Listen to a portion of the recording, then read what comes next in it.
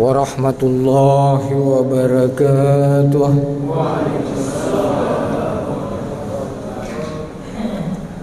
Alhamdulillahilladzi khalaqal laila wan nahara biquwwatihi wa mayyasa bainahuma biqudratihi wa ja'ala likulli wahidin minhuma haddan mahduda wa amadan mamduda.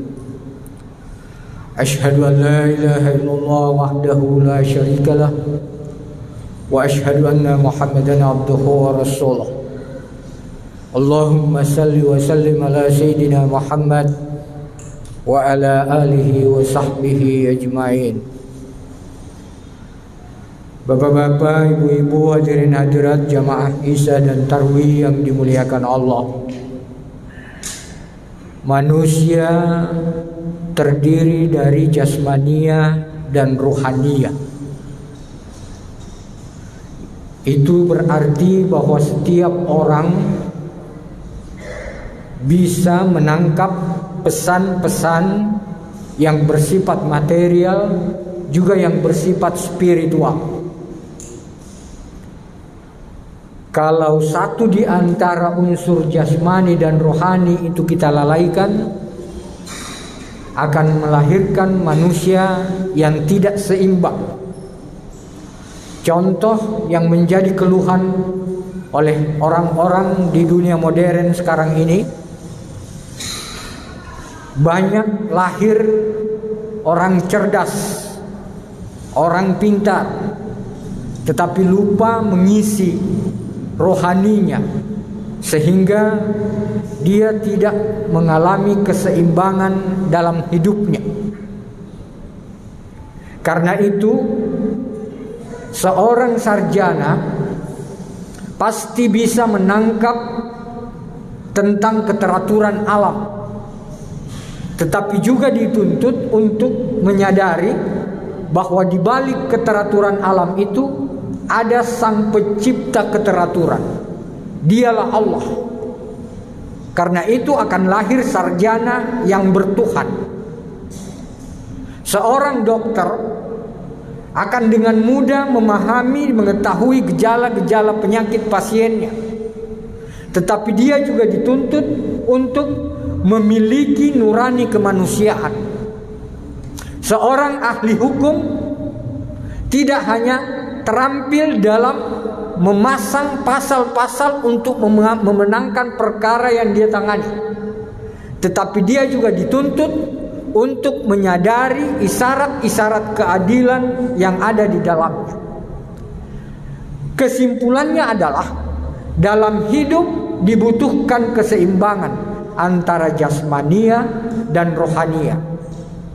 Apa yang menjadi dambaan kita semua, kebahagiaan, ketentraman, keindahan, keadilan, dan kesucian, itu semua adalah gejala-gejala rohani. Tidak bisa kita tangkap, tidak bisa kita rasakan 5 hal yang kita sebutkan itu kalau potensi rohania kita matikan. Mana buktinya? Sekiranya tumpukan uang yang menyebabkan orang bahagia, maka Adolf Hitler, miliarder berkebangsaan Jerman, tidak mungkin mengakhiri hidupnya dengan tragis menabrakkan diri kereta api. Sekiranya tumpukan uang yang membuat orang bahagia, tapi ternyata bukan itu yang membahagiakan. Karena kebahagiaan itu adalah gejala-gejala rohani. Rumah megah itu bukan jaminan bahwa penghuninya merasakan ketentraman. Dia juga was-was, dia juga senantiasa khawatir. Karena ketentraman adalah gejala-gejala rohania. Tumpukan peraturan bukan jaminan itu akan mewujudkan keadilan. Begitu juga perhiasan-perhiasan mewah bukan jaminan akan melahirkan keindahan. Termasuk di dalamnya peringatan-peringatan keagamaan itu tidak merupakan jaminan bahwa yang ikut di dalamnya akan melahirkan atau merasakan kesucian. Kenapa? Karena kelima hal yang kita sebutkan itu adalah gejala-gejala rohani yang hanya bisa kita nikmati kalau potensi rohani itu kita hidupkan. Rohania itu sama juga dengan jasmani kita. Dia juga bisa sehat, bisa juga sakit. Dia bisa hidup, bisa juga mati. Dia bisa tidur, bisa juga bangun. Apa yang menyebabkan rohani kita sehat? Rohani itu bisa sehat karena adanya ilmu. Rohani itu akan mati karena ketiadaan ilmu. Apa yang menyebabkan rohani kita, misalnya yang saya sebutkan tadi, dia bisa mati, bisa hidup. Jadi hidupnya adalah karena keyakinan, kematiannya adalah keraguan-raguan. Apa yang menyebabkan rohani itu bisa bangun, dia bisa tidur? Bangunnya rohani itu karena zikir, dan tidurnya rohani itu karena kelalaian. Jadi 6 yang bisa dialami fisik bisa juga dialami oleh rohani. Sekarang, apa upaya kita untuk senantiasa menghidupkan potensi rohania itu? Mari lihat dan perhatikan ibadah yang kita laksanakan. Puasa misalnya. Puasa yang kita laksanakan itu di dalamnya ada nilai-nilai keikhlasan. Ikhlas itu adalah sesuatu yang kita kerjakan hanya mengharap keridaan Allah. Karena itu tidak kita laksanakan puasa karena kita ingin uang. Kita tidak puasa karena ingin pujian. Kita tidak puasa karena ingin sanjungan. Karena kita melakukan puasa itu semata-mata karena ikhlas kepada Allah.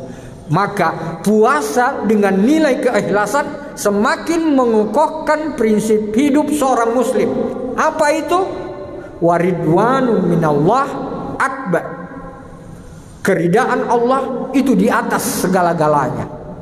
Itu yang diterima oleh orang yang melaksanakan puasa. Sehingga puasa seseorang dapat dipandang berhasil kalau dalam mencari rezeki, dalam mencari kekayaan, dia tidak akan melakukan secara membabi buta. Kalau mencari rezeki, mencari kekayaan itu justru akan mengundang murka Allah. Puasa seseorang dipandang berhasil kalau dia memiliki kekuasaan dan tidak mempertahankan kekuasaan itu kalau kekuasaan itu menghalanginya memperoleh keridaan Allah. Puasa seseorang dipandang berhasil kalau dia tidak mempertahankan harga dirinya secara mati-matian, kalau mempertahankan harga diri itu menghalanginya memperoleh rahman dan rahim Allah. Seperti itu mereka yang melakukan puasa dengan memperoleh nilai keikhlasan yang ia dasarkan dalam melaksanakan ibadah itu. Yang kedua, puasa itu juga mensucikan diri. Jamaah sekalian, semua ibadah yang kita laksanakan itu ujungnya adalah pensucian diri. 2 kalimat syahadat yang kita ucapkan untuk mensucikan hati kita dari kemusyrikan. Salat yang baru-baru saja kita laksanakan untuk mensucikan kita dari perbuatan keji dan perbuatan mungkar. Puasa yang siang tadi kita laksanakan untuk mensucikan kita dari bujuk rayu hawa nafsu. Zakat yang nanti kita akan bayarkan itu juga untuk mensucikan harta kita, rezeki kita. Semuanya berujung kesucian. Haji yang sudah kita tunaikan itu juga mensucikan perjalanan kita kepada Allah. Semua ujungnya adalah kesucian. Itulah sebabnya puasa mengandung nilai-nilai pensucian diri. Sehingga orang yang dengan puasa menjadikannya sebagai madrasah ruhaniyah, insya Allah nur Rabbani itu akan dia terima. Cahaya Tuhan akan memancar pada dirinya. Karena nur Rabbani itu tidak akan mungkin masuk ke dalam hati orang-orang yang belum mensucikan dirinya, belum mensucikan hatinya. Ketiga, puasa yang kita laksanakan itu mengandung nilai ihsan dan ibadah. Apa itu nilai ihsan dan ibadah? Ihsan mengajak kita untuk melakukan kebajikan. Perintah Tuhan dalam Al-Quran, wa ahsin kama ahsanallahu ilaik. Lakukan yang terbaik sebagaimana Allah berbuat baik kepadamu. Karena itu, ihsan jangan kita pilih-pilih. Apa yang kita lakukan sekarang ini itu juga bagian dan termasuk ihsan. Kenapa? Karena kita datang melakukan sholat jamaah dengan memakai masker, menjaga jarak, mencuci tangan dengan sabun dan hand sanitizer. Kenapa biasa masuk kategori ihsan? Karena tidak ada seorang pun di antara kita yang bisa memastikan siapa yang menulari dan siapa yang ditulari. Sehingga saling menjaga, saling memelihara itu adalah perintah agama. Dia masuk kategori ihsan untuk melakukan kebajikan-kebajikan di antara kita. Ihsan itu harus dibarengi dengan ibadah. Setelah dia berbuat baik, menolong orang yang membutuhkan bantuan, dia juga dituntut untuk senantiasa beribadah kepada Allah. Dia mengokohkan kakinya untuk beribadah kepada Allah. Dia senantiasa melasimkan lisannya dengan istighfar dan berzikir kepada Allah, sehingga apa yang terkandung dari puasa yang ia laksanakan insya Allah akan menjadi madrasah rohaniyah. Sekiranya semua orang yang melaksanakan puasa mengambil nilai-nilai ini, saya kira di Indonesia tidak susah kita cari orang yang jujur. Tapi ternyata buktinya di Indonesia tidak susah kita cari orang yang cerdas, tapi yang susah mencari orang yang jujur. Kenapa?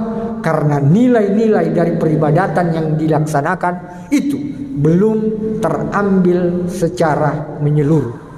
Dia hanya melaksanakan sebatas ibadah ritual belaka, tapi dia tidak mampu menangkap pesan-pesan moral yang ada dari setiap ibadah yang ia lakukan. Mudah-mudahan insya Allah kita semua yang hadir di masjid ini termasuk orang-orang yang bisa menjadikan Ramadan sebagai madrasah rohaniyah. Sehingga dengan demikian insya Allah kita keluar dari Ramadan dengan kesucian diri, kebersihan diri, sebagaimana yang kita harapkan untuk selanjutnya kita akan menghadap kepada Allah dalam keadaan bersih dan suci. Hadanallahu wa iyyakum. Assalamualaikum warahmatullahi wabarakatuh.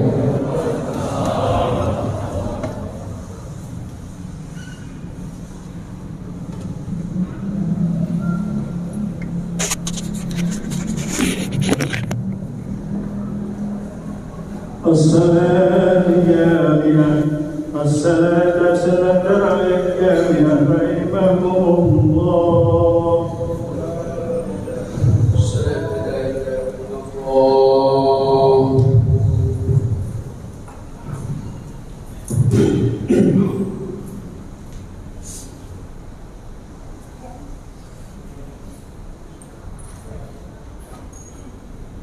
الله أكبر.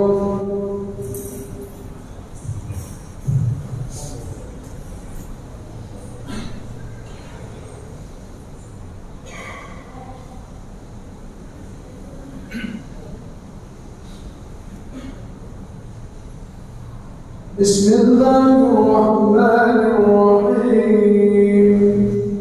الحمد لله رب العالمين الرحمن الرحيم مالك يوم الدين إياك نعبد